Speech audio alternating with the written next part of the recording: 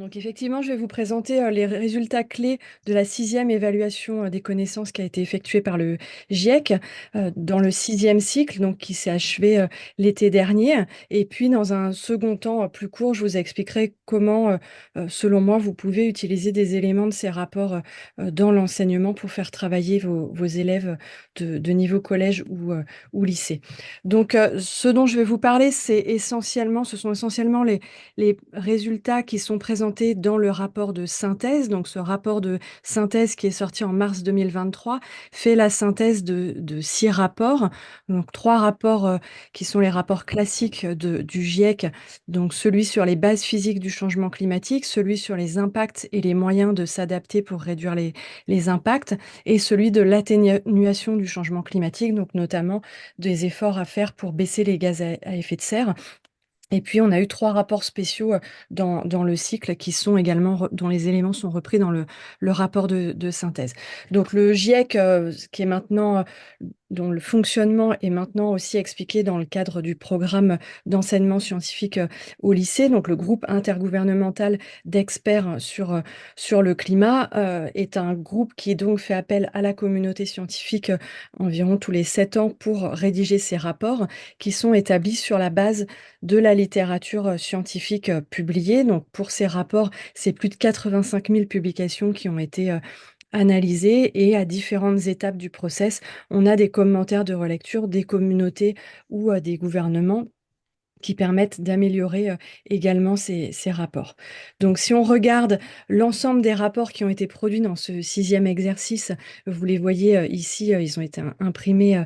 très récemment, et le rapport de synthèse qui donc fait la synthèse de tout ça, c'est le petit rapport que vous voyez au sommet de la pile, que je vais m'efforcer de résumer, en quelques dizaines de minutes. Donc évidemment, on le verra à la fin, il y a une richesse beaucoup plus grande au sein de ces rapports, mais on doit quand même en distiller les messages principaux, à destination des décideurs et de la société, et c'est ce contexte large que je vais,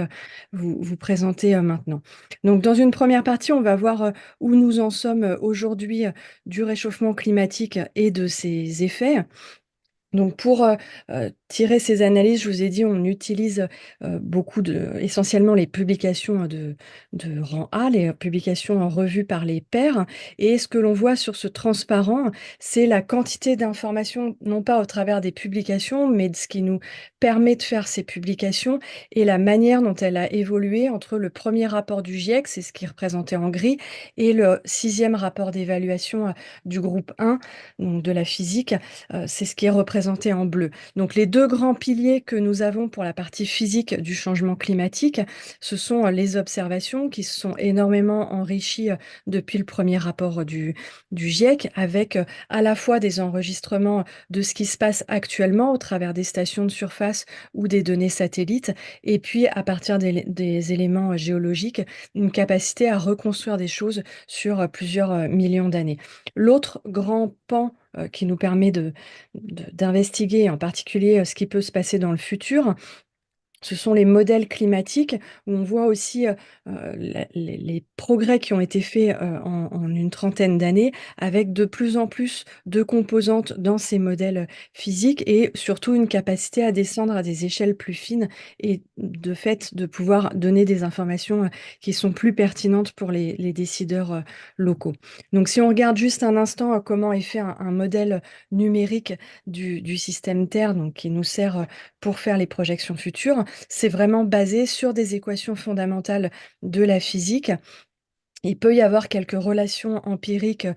au sein de ces modèles, mais l'essentiel, ce sont quand même des équations qui permettent de déterminer de façon déterministe l'évolution de la physique, atmosphérique.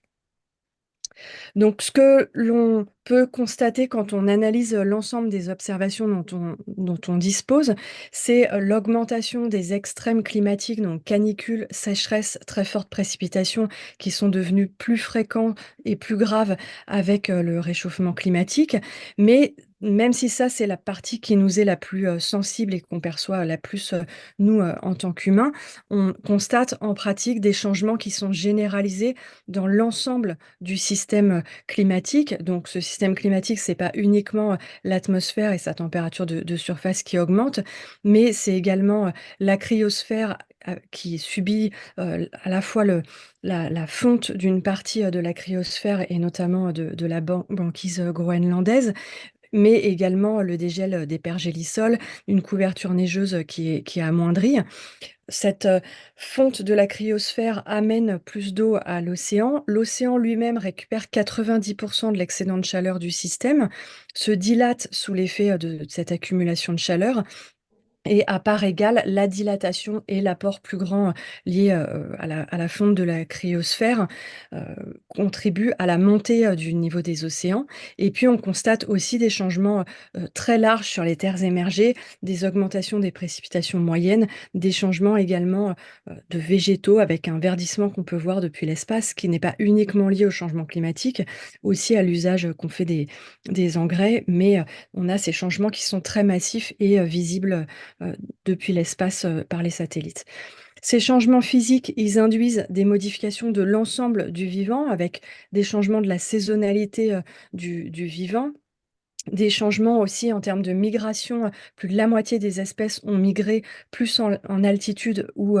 vers les pôles pour essayer de retrouver des conditions qui leur soient favorables et on a des pertes déjà irréversibles de certains écosystèmes, en particulier, des pertes importantes sur tout ce qui est arbre qui ne peut pas, migrer ou sur, les écosystèmes, de type, coraux, d'eau chaude. On a des changements physiques qui peuvent se combiner et qui vont conduire, par exemple, à une extension des saisons qui sont propices au feu, donc liées, à la fois, aux sécheresses et aux périodes, de canicule. Et puis, on a des impacts qui sont observés aussi pour les sociétés humaines. Alors, ça va être aussi bien des impacts sur la capacité à produire de l'alimentation. Cette capacité, à l'échelle mondiale, a augmenté avec les techniques agronomiques, mais cette augmentation a été freinée par le réchauffement climatique. On a aujourd'hui beaucoup de problèmes pour les pêcheries, l'aquaculture, liés à la fois au réchauffement, mais aussi à l'acidification de l'océan, induite par l'absorption du CO2. Et puis on observe de plus en plus de dommages physiques, en termes de destruction, d'infrastructures. On a des effets aussi sur la santé humaine avec une meilleure dispersion, de certaines maladies infectieuses puisqu'on a changé les aires de dispersion, des vecteurs de ces maladies, mais aussi des maladies infectieuses qui peuvent arriver, par exemple comme le choléra, suite à des événements, de type, inondation, tempête. Et puis on observe déjà des déplacements de population, intra-région, aujourd'hui essentiellement, ce sont des gens qui vont se déplacer au sein de leur pays ou dans le pays limitrophe pour faire face, à ces aléas. Donc soit des déplacements temporaires pour des aléas, des extrêmes forts, soit des déplacements, de plus long terme. En général, le changement climatique est un facteur aggravant d'autres problèmes, sociaux. Un point important, sur lequel insiste le rapport, du groupe 2, c'est celui des risques composites ou en cascade qui sont illustrés ici. Donc on va avoir par exemple dans le cas des méga-feux, comme ce qui a pu se produire en Australie en 2019-2020, on va avoir des impacts immédiats en termes de végétation brûlée et d'impact sur la vie sauvage, mais également par la dispersion des fumées, des impacts sur la santé, sur l'agriculture. Derrière des impacts économiques liés par exemple à la baisse du tourisme et des impacts qui peuvent être à longue distance comme, on le voit ici, le dépôt de particules sur les glaciers de Nouvelle-Zélande qui accélère aussi la fonte, des glaciers. Donc des impacts à la fois physiques mais également, sociaux ou économiques et sur des échelles de temps, multiples. L'autre exemple, c'est celui des aléas qui se produisent en ville et qui vont, en plus de l'effet immédiat de risque de mortalité, pour les gens, pouvoir induire des perturbations sur les systèmes d'information, par exemple, qui rendent difficile, l'accès ou le simplement l'alerte des gens ou l'accès des secours et derrière, là aussi, on a des effets, multiples qui peuvent se démultiplier sur, de nombreuses, chaînes. Donc si on revient sur, le climat physique, on voit ici, l'observation de l'augmentation de la température. Je pense que ce sont des graphiques qui vous sont, familiers. Donc, En noir, c'est ce que l'on observe en faisant la moyenne des différents points de mesure, et ce que l'on voit en marron et en vert, ce sont des sorties de simulation avec, un très grand nombre de modèles. En marron, c'est ce que l'on obtient si on prend en compte à la fois les facteurs humains et naturels qui agissent sur le climat, et en vert, si on ne prend que les facteurs, naturels de variation, donc les facteurs externes naturels que sont, la variabilité solaire ou, ou les éruptions, volcaniques, et donc on est à même de reproduire ce qui est observé uniquement si on met les facteurs humains qui expliquent aujourd'hui l'intégralité, du signal observé de réchauffement, et puis, vous le savez, on a un réchauffement qui est plus fort sur les continents et un petit peu moins fort, sur les océans, et qui est exacerbé dans certaines régions, comme l'Arctique. Donc ces changements et l'ensemble en fait des observations dont on dispose montrent le caractère inédit sur des très longues échelles de temps de nombreux changements qui sont observés, dans le système physique. Pour certains transparents, je passe rapidement parce que vous pourrez revenir dessus, et sans doute, peut-être même vous les utilisez déjà, en classe. L'autre point, c'est, le caractère, ubiquiste de ces changements avec toutes les régions habitées de la planète qui sont aujourd'hui touchées par, les différents extrêmes. Un point, important aussi, ici sur ces cartes, ce sont les nombres de ronds, qu'on voit dans chaque hexagone qui représentent la capacité qu'on a à dire avec confiance si ces changements sont, liés aux activités, humaines, donc aux émissions de gaz à effet de serre, et ça, c'est une science qui a beaucoup progressé, cette capacité d'attribution par de l'analyse statistique des observations ou par l'utilisation, de modèles. Donc ce réchauffement qui est intégralement, d'origine humaine, c'est ce qui est représenté ici, qui reprend en fait ce que l'on voyait sur les courbes avec l'évolution temporelle, mais cette fois en prenant uniquement les valeurs pour la dernière, décennie. Donc on a 1,1 degré de réchauffement expliqué intégralement par influence humaine qui se divise entre un fort signal de réchauffement lié à l'augmentation des gaz à effet de serre et un signal de refroidissement qui est essentiellement piloté par les particules atmosphériques, particules de pollution. Derrière ce signal de gaz à effet de serre, on a une augmentation qui est liée à une augmentation croissante des émissions depuis 1850 qui est représentée sur la droite, avec en vert foncé les émissions qui sont liées à l'utilisation des énergies fossiles, pétrole, gaz, charbon et quelques procédés industriels, mais qui sont moindres dans cette grande courbe verte. En gris, les changements d'usage des terres qui conduisent à du déstockage de carbone des sols, et en bleu, les autres gaz à effet de serre, méthane, N2O et dans une moindre mesure, les CFC. Un point important, du coup, du contexte que vous ne voyez pas nécessairement en l'enseignant du point de vue physique, mais qui est essentiel en particulier dans les négociations, c'est la distribution très inégale des émissions de gaz à effet de serre. Donc sur la partie gauche, on voit le cumul historique puisque, ce CO2 qui est émis dans l'atmosphère, même si une partie est absorbée par les océans et la végétation, une partie va rester pour des siècles à des millénaires et va s'accumuler. Donc dans les 1,1 degrés de réchauffement, aujourd'hui, on paye le cumul de l'ensemble des émissions de CO2, et c'est la raison pour laquelle, en termes de responsabilité historique, on se doit de regarder ce cumul de CO2. C'est ce qui est représenté sur la gauche, où on voit que Europe, Amérique du Nord représentent, aujourd'hui 40 du cumul historique. C'est ce qui explique que même si on a des émissions qui sont aujourd'hui moins importantes dans le partage mondial, on a cette responsabilité et ce devoir d'agir. Sur la partie droite, on voit les émissions nettes ramenées par personne et par région. Et là, on voit que l'Europe se situe, dans la moyenne mondiale. Les États-Unis sont très, très au-dessus de cette moyenne mondiale. On voit surtout qu'il y a des régions entières de la planète qui ont des très faibles émissions par personne. Ce qui est dit dans le rapport de synthèse, c'est que 10 des ménages représentent 40 des émissions mondiales, tandis que la moitié des habitants de la planète représentent moins de 15 de ces émissions mondiales. Je vous ai mis ici, je ne vais pas nécessairement le détailler, mais c'était une question que m'avait adressée, madame Ducine, en amont, pour détailler ce qu'est, l'empreinte à proprement parler. Donc l'empreinte, ça va être la quantité ramenée par personne, mais en incluant également, ce qui est consommé, donc ce que l'on importe, chez nous. C'est quelque chose que l'on sait représenter pour les émissions de CO2 liées aux fossil fuels et à l'industrie, mais pas pour les émissions qui sont liées au changement d'usage des terres, où là, c'est très difficile de faire la comptabilité dans l'ensemble du système alimentaire de quel changement d'usage des terres, donc quelles émissions sont à rapporter à quel pays ou région du monde. Mais ici, ça vous montre la différence entre ce que l'on peut calculer quand on fait une empreinte sans rapporter les émissions consommées avec l'empreinte réelle si on inclut la consommation. Donc un autre point sur l'inéquité et le caractère croisé entre des problèmes physiques et des problèmes sociaux. Donc pour quantifier le risque en fait ou l'impact d'un aléa qui se produit, il faut tenir compte de l'occurrence de cet aléa, de l'exposition soit d'une population, soit d'un écosystème. Si vous avez un aléa qui se déroule en plein océan, évidemment, vous n'allez pas avoir de conséquences humaines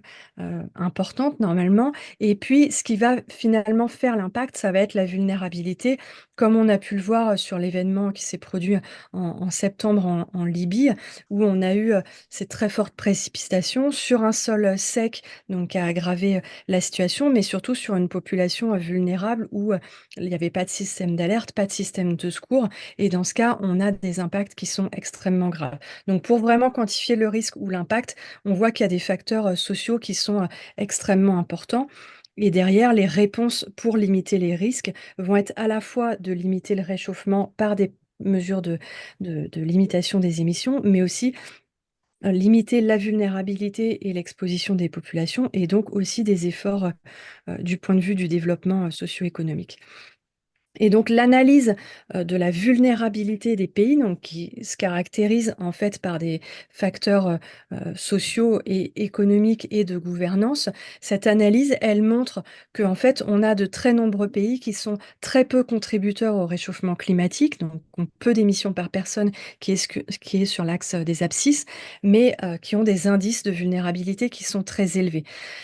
Donc ça, c'est aussi une autre forte asymétrie dans ce système, sachant que même dans des pays de faible vulnérabilité, il y a des poches de population qui sont vulnérables dans chaque pays, qui sont les poches de population qui sont le moins intégrées socialement. Et l'estimation du rapport du groupe 2, c'est qu'aujourd'hui, plus de 3 milliards de personnes vivent dans des contextes qui sont très vulnérables face au changement climatique, donc soit parce qu'elles ont des problèmes de gouvernance défaillants, soit parce elles ont des moyens de subsistance qui sont très liées au climat, par exemple, une agriculture de proximité. Donc, si on regarde les futurs possibles, donc qui sont investigués à l'aide des modèles physiques dont je vous parlais au départ, un premier point très important à comprendre, c'est le fait qu'on peut stabiliser la température à tout moment à la température de réchauffement que l'on a atteint, dès lors qu'on atteint des émissions nulles de CO2, qu'on appelle plus communément net zéro CO2, c'est-à-dire le plus vraisemblable, ce ne sont pas des émissions nulles, mais des émissions faibles qu'on compenserait par des émissions négatives. Donc longtemps, on a évoqué le fait qu'il y avait un effet rebond lié à l'inertie du système, au fait que l'océan allait relarguer de la chaleur vers l'atmosphère. En pratique, on sait que cet effet serait contrebalancé par le fait que les puits continueraient à faire diminuer pendant un temps les concentrations de CO2. Donc, il n'y a pas d'effet rebond ou très faible et l'avenir est vraiment entre nos mains en termes d'émissions ajoutées de CO2. Ce que l'on voit ici, c'est le rapport simple qui existe et qu'on peut démontrer par les données historiques et par les modèles entre la hausse de température mondiale et les émissions de CO2 cumulées. On a cette relation linéaire. Et cette relation, c'est ce qui permet de déterminer ce qu'on appelle les budgets carbone résiduels, qui sont ce qui est négocié finalement dans les COP, où on regarde quelle est la quantité qu'on peut encore émettre. Et c'est ce qui peut permettre de voir si les engagements des pays permettent d'être dans le cadre de l'accord de Paris, qui vise à tout faire pour rester en dessous de 2 degrés et à proximité le plus possible de 1,5 degré. Et ce que montrent les analyses, c'est qu'en pratique, ce budget carbone restant, il est totalement consommé, si on regarde le budget qui reste pour 1,5 degré, simplement si on amène l'ensemble des infrastructures fossiles jusqu'à leur terme. Donc à la fois nos véhicules thermiques, ou bien les usines qui permettent de faire de l'électricité à partir du charbon. Si on amène tout ça à son terme, on consomme l'ensemble du budget pour 1,5 et on préempte déjà une partie du budget pour 2°, ce qui signifie bien un changement radical à la fois dans les nouvelles infrastructures que l'on construit, au risque sinon d'avoir des infrastructures qu'il faudra arrêter avant leur terme, avec des effets économiques liés à ce qu'on appelle des actifs, échoués, où on n'a pas pu avoir l'ensemble du retour sur investissement. Donc ça, c'est ce que l'on peut dire, du point de vue assez, froid et théorique, du budget carbone résiduel. L'un des instruments qu'on utilise beaucoup pour projeter le futur, ce sont les scénarios. Ces scénarios, ils sont basés sur des grandes hypothèses socio-économiques et géopolitiques qui permettent de déterminer des trajectoires d'émissions et c'est ce que l'on va utiliser en entrée de nos modèles physiques. Donc on voit ici la gamme des trajectoires qui ont été utilisées. Alors tous les scénarios sont pas équiprobables. Par exemple, le scénario d'émissions très élevées est normalement peu probable puisque des mesures ont déjà été prises pour stabiliser, voire faire décroître ces émissions mondiales. Mais ça nous permet à nous de voir s'il y a des emballements, du système, physique pour des émissions, très élevées qui restent peu probables du point de vue géopolitique, mais pas impossibles du point de vue, physique. Et puis on a des scénarios, d'émissions très basses qui permettent d'atteindre net zéro d'ici, à 2050, qui sont là aussi, très difficiles à mettre en œuvre, mais ça permet d'avoir une limite et d'investiguer qu'est-ce qu'il faudrait vraiment mettre en œuvre pour être sur ces trajectoires compatibles avec l'accord de Paris. Le point à retenir de ces projections en température, que l'on voit sur la droite, c'est que tant qu'on n'atteint pas net zéro, on rajoute du CO2 à l'atmosphère et donc on rajoute du réchauffement. Et donc même dans le scénario le plus vertueux, on n'a pas de stabilisation de la température avant 2040-2050. Ça veut dire une aggravation encore pour au moins 20 ans du réchauffement climatique au mieux, donc une aggravation à laquelle il faut, se préparer. Mais ce qui permet en fin de siècle d'être sur les trajectoires basses ou hautes dépend vraiment de décisions qui se prennent aujourd'hui pour pas engranger de nouvelles émissions par des infrastructures qui nécessiteraient par exemple des combustibles fossiles. Ce qu'il faut comprendre derrière cette aggravation du réchauffement, donc on dépassera vraisemblablement 1,5 degré au début de la décennie 2030. On parle d'1,5 en moyenne en moyenne glissante sur 10 ans, puisque 1,5 c'est quelque chose dont on s'est déjà rapproché, cette année, enfin en 2023 avec le phénomène El Niño. Donc ce qu'il faut comprendre, c'est que à chaque demi-degré ou même à chaque dixième de degré supplémentaire, on a une aggravation, de l'ensemble des effets du changement climatique, que ce soit les effets moyens comme on le voit ici sur la température moyenne annuelle ou les effets sur les précipitations avec, comme on le voit, l'aridification, ici des zones de climat méditerranéen ou les événements de fortes précipitations. On a également une aggravation des extrêmes qui deviennent, significativement plus fréquents et dont l'intensité est elle aussi renforcée à chaque fois qu'on va continuer à réchauffer. Alors nous, on le présente de manière, visuel avec, des niveaux, 1,5, 2°, 3°, mais évidemment, il y a une gradation, et c'est vraiment chaque, dixième de degré qui va rajouter une aggravation, du problème. Derrière, sur les impacts graves et pertes et dommages dont je vous ai parlé au début et qui sont, réunis ici, donc aussi bien sur la disponibilité en eau et nourriture, sur la santé, sur les infrastructures, sur les écosystèmes, on a aussi une aggravation, de ces effets. On pense qu'au-delà de 2°, qui si on reste sur la trajectoire, actuelle, devrait, être atteint, dans les années 2050, le réchauffement climatique deviendra la principale pression sur la biodiversité et les écosystèmes. Aujourd'hui, ça n'est pas le cas, c'est essentiellement la destruction des habitats, qui et les pollutions chimiques qui appuient sur la biodiversité et créent une vulnérabilité en plus quand le réchauffement arrive, mais le réchauffement deviendra la principale menace, d'ici 2050 si rien n'est fait. Je vous disais tout à l'heure qu'on peut stabiliser la température, atmosphérique, on peut stabiliser le réchauffement.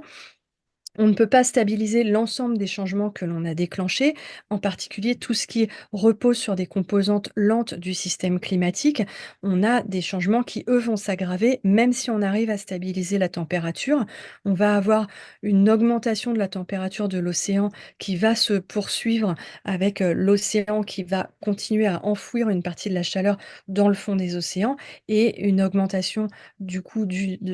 niveau des mers qui va se poursuivre pour des millénaires du fait de ce changement océanique, du fait aussi de la calotte des glaciers. Donc pour des glaciers terrestres, il faut une dizaine d'années à peu près pour qu'ils se mettent en équilibre avec la température atmosphérique. Donc si on stabilise la température, ils continuent de fondre pendant une bonne dizaine d'années. Pour la calotte du Groenland, la mise à l'équilibre est plus longue et là, on est sur plusieurs décennies avant la mise à l'équilibre et l'arrêt de la fonte. Donc, on va parler maintenant de la partie sur l'action, qui est une partie essentielle,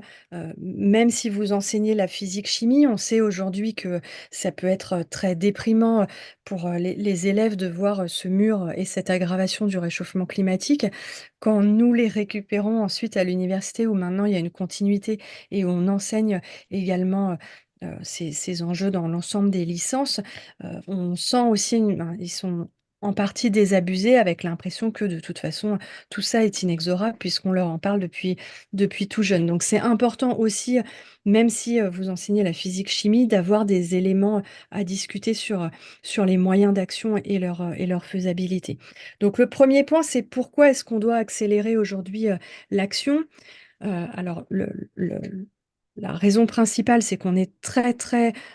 loin des trajectoires qu'il faudrait pour limiter le réchauffement à 2 degrés ou 1,5. C'est ce qui est représenté, ici en bleu ou en vert. Donc ce sont les trajectoires d'émissions en haut pour l'ensemble des gaz à effet de serre qui, pour être dans cet avenir, à 2 degrés, devraient décroître très fortement à l'échelle mondiale. Aujourd'hui, on voit que les engagements des pays, donc les NDCs, les promesses que font les pays, dans les COP, si on les analyse, nous amènent, même si on est le plus optimiste par rapport à ce qui est dit, encore au-dessus de ce qu'il faudrait réellement pour, amorcer, une vraie décrue des émissions. Et si on analyse ce qui est vraiment implémenté dans le droit des pays, la réglementation qui peut permettre d'être sur la bonne trajectoire, on voit qu'il y a là aussi un gap entre ce que les pays, pensent faire et ce que les pays, font effectivement en termes de réglementation. Donc aujourd'hui, quand on regarde ce qui est implémenté dans le droit, ça nous amène à la fin du siècle à 3,2 degrés de réchauffement. C'est ce qui correspond à 4 degrés en France et c'est la raison pour laquelle le ministère de la Transition écologique et de la cohésion des territoires a demandé à faire des plans d'adaptation à des réchauffements de 4 degrés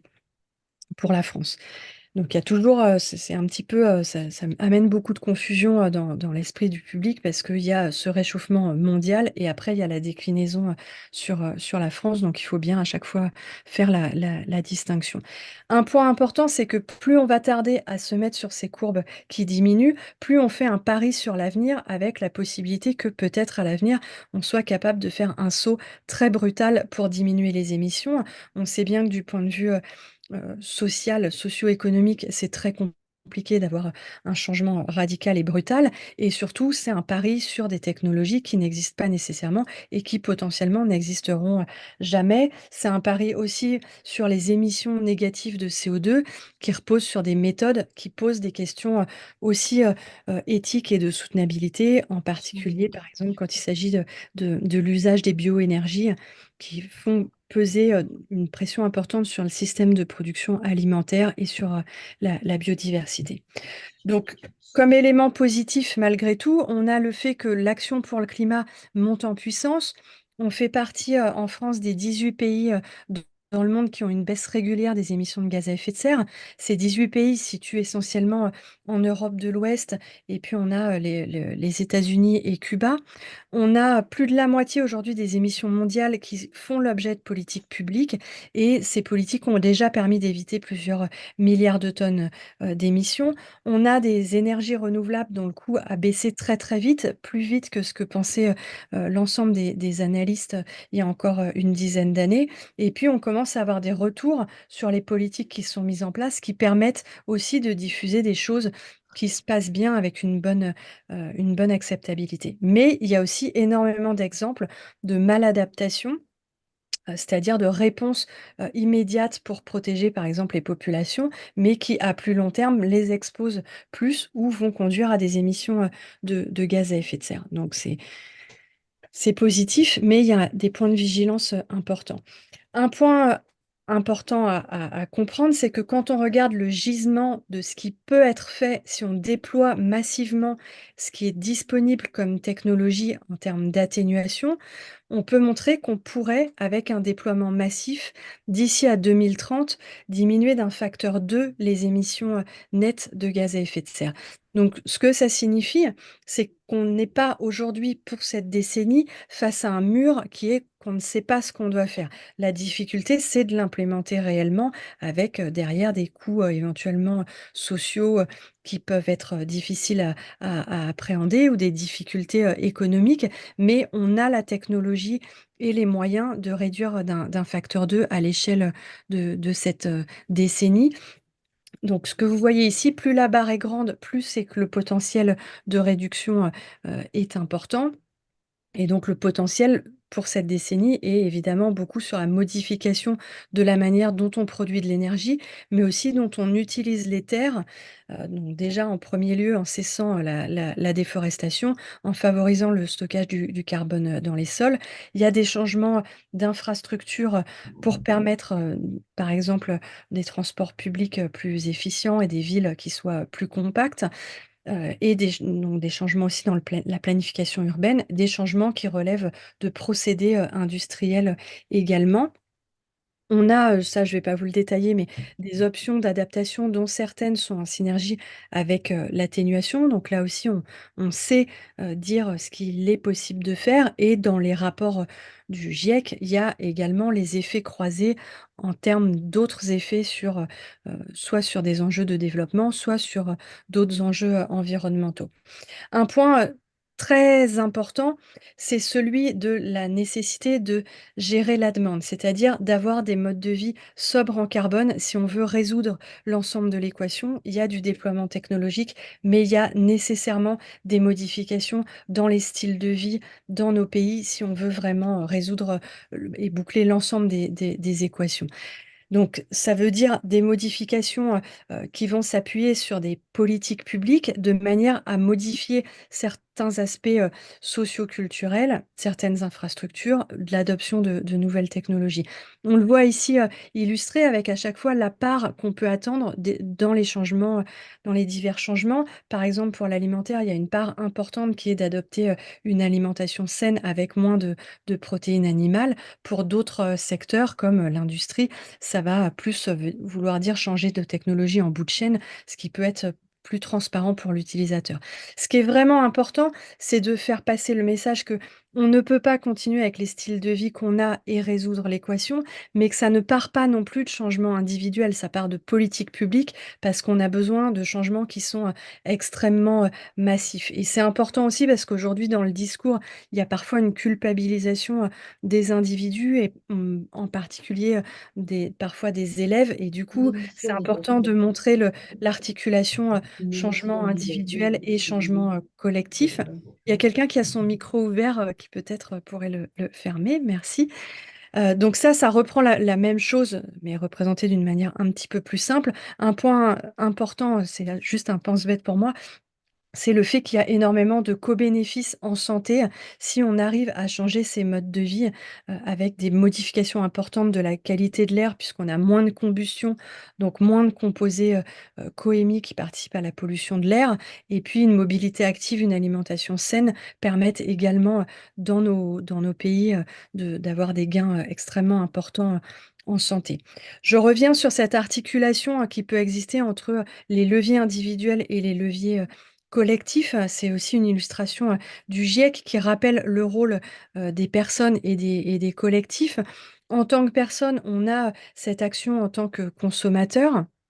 mais on a aussi tout un tas de rôles dans la société, des rôles de citoyens au travers de nos bulletins de vote, dans nos démocraties, mais au travers aussi de l'investissement citoyen qu'on peut avoir, sous bien d'autres formes et on a, un rôle en tant qu'investisseur ou dans la manière dont on vient modifier nos pratiques professionnelles ou à l'échelle des élèves, par exemple, dans l'investissement qu'ils peuvent avoir comme éco-délégués ou comme rôle modèle. Même si on ne change pas individuellement toute la société par l'action qu'on a, on peut aussi, hein, modifier les normes sociales et rendre finalement, sexy, certaines choses. C'est ce que font, pas toujours dans le bon sens, les influenceurs. Ce sont des choses du coup sur lesquelles on peut discuter, avec les élèves ou les étudiants. Donc pour finir et conclure sur cette partie, purement résultat du GIEC, donc on a vu que pour construire un monde qui soit vivable et soutenable pour tous, il faut des transitions profondes dans tous les domaines avec des leviers technologiques, une partie de maîtrise de la demande qui est essentielle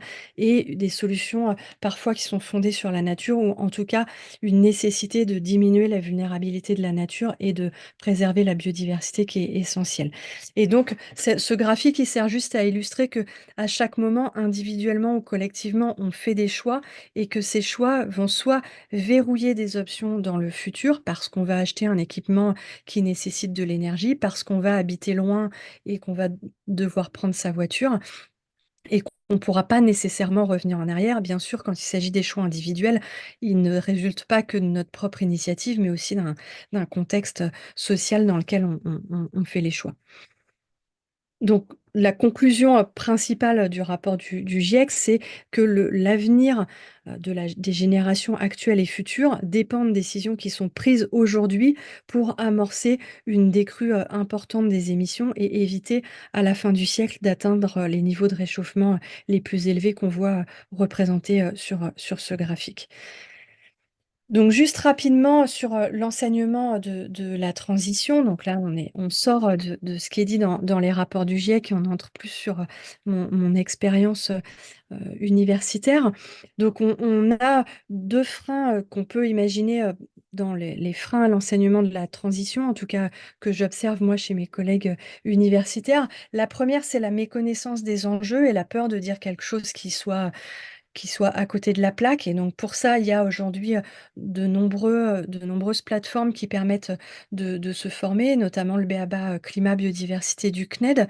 Une autre crainte importante, c'est celle que ce soit un parti pris politique. On a vu qu'il y a des articulations fortes avec des enjeux, sociaux qui peuvent parfois mettre mal à l'aise les gens ou en tout cas, ils ont l'impression qu'il y a une argumentation, politique, derrière. Donc je vais revenir, là-dessus. Donc sur ce parti pris politique, il y a un point essentiel, c'est qu'il y a beaucoup de limites qui relèvent directement de lois, physiques. Donc les limites qui sont soulignées, par exemple, dans le rapport, de synthèse, ce sont les budgets carbone restants. C'est une quantité physique donnée qui est liée simplement à la physique, et au forçage radiatif, des différents gaz à effet de serre. On a des lois physiques qui sont liées au fait que les puits naturels de carbone subissent le réchauffement et s'affaiblissent pour des niveaux de réchauffement élevés. Et on a certains changements irréversibles enclenchés et ça, ce sont des lois physiques face auxquelles on ne peut rien et pour lesquelles il y a pas de parti pris politique. De la même manière, on a des limites physiologiques. Au-delà de 39 degrés avec une certaine humidité, on peut simplement pas notre système peut pas se réguler et puis on a des limites dures à l'adaptation. On peut construire des digues, on peut construire des choses, mais on ne peut pas revenir au niveau de risque qu'on a sans le réchauffement climatique et pour certains systèmes, on va atteindre des limites dures dans les prochaines, décennies, de cette capacité d'adaptation. L'autre point important, c'est que tous les impacts écologiques, dont on a parlé et ceux de la perte de biodiversité viennent directement menacer les droits humains fondamentaux et c'est le biais éventuel qu'on peut accorder au rapport du GIEC, en tout cas qui est explicité dans ces rapports du GIEC. On travaille dans le cadre des Nations unies et donc on recherche les trajectoires qui ont le moins d'impact,